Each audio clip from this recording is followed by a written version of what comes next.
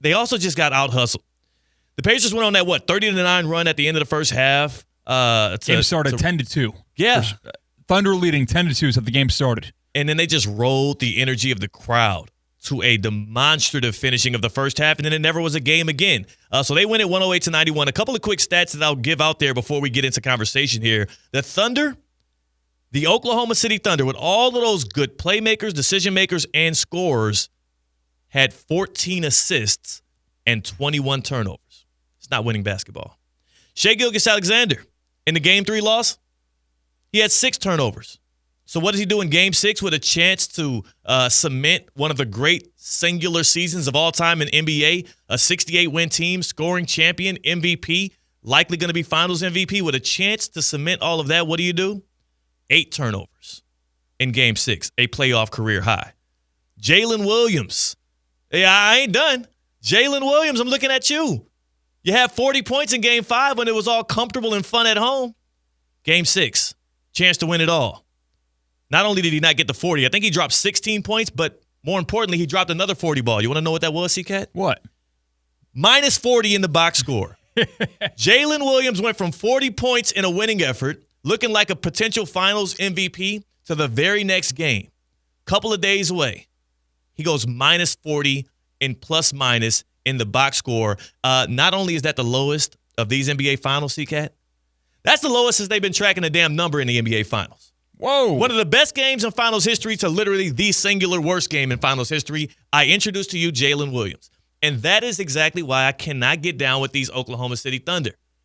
They have opened the door wide open for Rick Carlisle to sneak off yet again, just like he did in 2011 with those Dallas Mavericks, one of the most unpredictable, undermanned NBA championship teams in the history of the league. I would say this will be number one.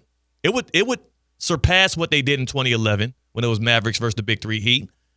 And I'm not here to say that the Thunder don't deserve to be at this stage, but the damn sure ain't playing like it. And at this point, and C-Cat, you know this, I'm going to look like an absolute fool if the Pacers win the finals. Yes, you have been on it's a foregone conclusion. Yeah. That whoever wins the West wins the NBA Finals. So this is going back further than when the series was announced and the matchup was set. It has been a Thunder championship run from the dawn of time. It feels like in 2025 for you. I've been saying it for the longest. This is a Thunder championship. This is the coronation of the Thunder. They have it right here. It's been written. It's been put right in front of them, but they refuse to go grab it. And I don't know if they want an extra home gate. You know what I'm saying? Like, I don't know if OKC hey, we could use a couple extra dollars, brothers. Just bring it back home. Get it done in Game 7. I don't know what it is, but I will tell you this. That effort they gave last night was nowhere near the kind of effort I've seen from them throughout the year, throughout the regular season, and even throughout this postseason. It was absolutely horrendous. And now as a person that's going to have total egg on my face, I'm going to look like a complete fool if the Pacers win the finals, and I can admit to that. I'm never above, keeping it G with y'all. I'm a very honest person. When I'm wrong, I'm wrong. The Thunder had the talent. The talent gap between the Thunder and the Pacers weighs heavily on the side of Oklahoma City, but the Pacers are outplaying them. They did so with a banged-up Halliburton. They did so last night, and they'll have a chance to do the same thing on Sunday night. They've already showed us the series they can win in Oklahoma City. They did it in Game 1. I think one of the words that was best to use to describe the Oklahoma City Thunder last night was a alarming lack of a sense of urgency. There was zero. There's urgency when the series is tied 2-2 because we know how important winning that series tilting Game 5 can be. Not too urgent compared to your opponent when you're up 3-2. It's okay if we lose. We're going to live to play another game anyway. It's all right. And like you said, the nonchalance, the ho-hums, throwing the ball around. Throwing the ball. It's okay. Around. It's just a game of basketball. I get to walk through these doors and get paid to play the game I love mentality you hear with J-Dub, who he will talk about. And the power of friendship won't win you a Game 7. That power of friendship stuff that they putting out there with the Thunder, that is a whack team. The Thunder are whack. I'll be the one to say it. I don't want to. I don't even say this to be diminishing to them as people, but as basketball players, them dudes are whack. Like, you see how much their fans care? You walk into, what is it, Paycom Center. You walk into that arena. Even if I've never walked in the place, the cameras, when they show it, the ambiance there, people talk about that feeling like a college atmosphere, the way those fans ride for them.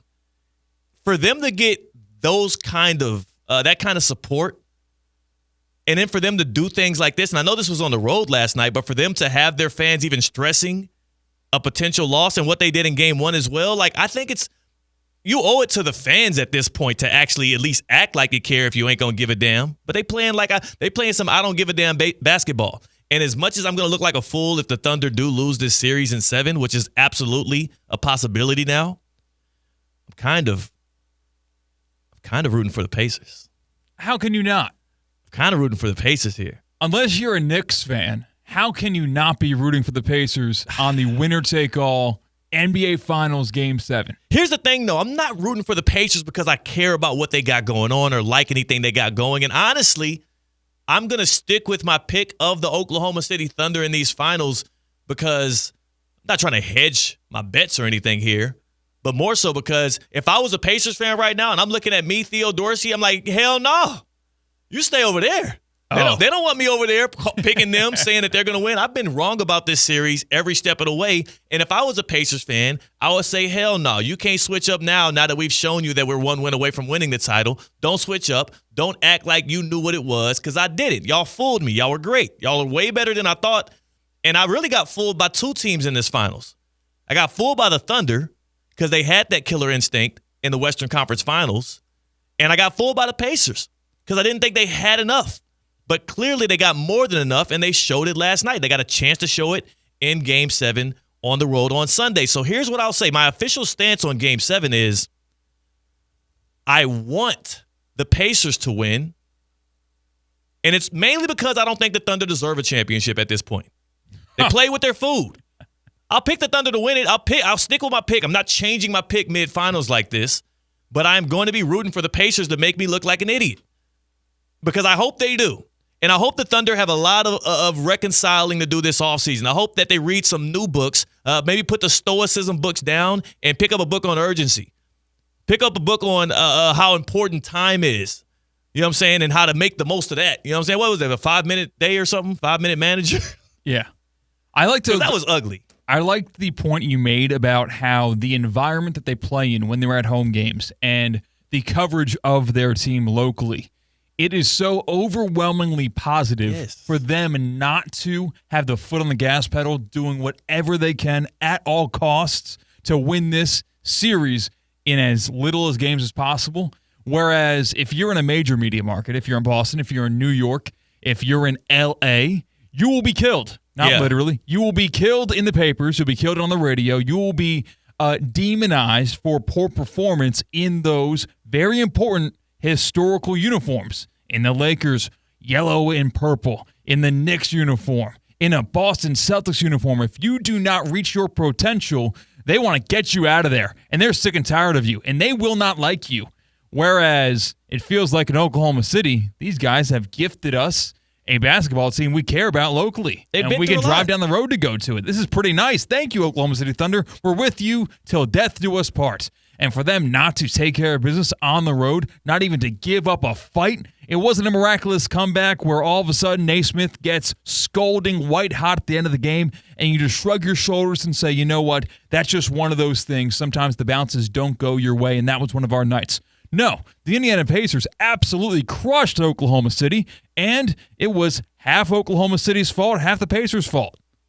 I'm trying to find there it is. Mike Sherman. Mike Sherman, who was the Oklahoman's sports editor back when Kevin Durant had a Thunder uniform on. I think you know where I'm going here. Of course. Back in 2014, when the Thunder were great and KD was amazing, but he titled a column Mr. Unreliable, referring to KD and those Thunder. Maybe that and the backlash from that, because obviously it ticked off KD, it ticked off a lot of fans. Maybe that has made OKC a little too soft. Maybe we need more Mike Shermans. Let me see where Mike Sherman is these days. Let me make sure he didn't lose his job over that. That was like a decade ago. Mike Sherman. Because then you also counteract that with when Kevin Durant eventually did leave the Thunder. That was one of the more storied player returning to a previous team's atmospheres of a night because of